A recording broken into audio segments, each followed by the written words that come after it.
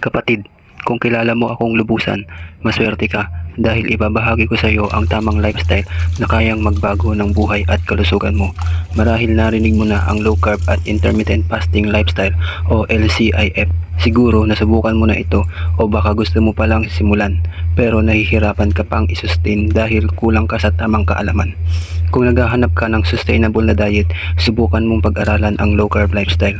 Tulad mo, nagsimula rin ako bilang isang baguhan. Isa akong follower nila Kuya Gibo, Doc Bray at Doc Rohotan.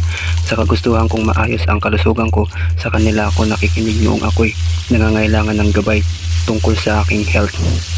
Ang kailangan mo lang ay tamang pag-unawa kung ano ang mga pagkain dapat mong kainin at kung kailan dapat kang hindi kumain.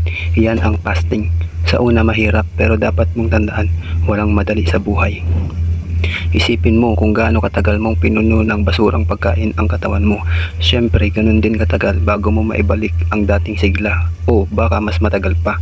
Kaya kung nagdurusa ka na sa mga sakit-sakit sa katawan mo, baka ito na ang solusyon. Huwag kang matakot sumubok. Ngayon na ang tamang panahon para unahin ang kalusugan mo.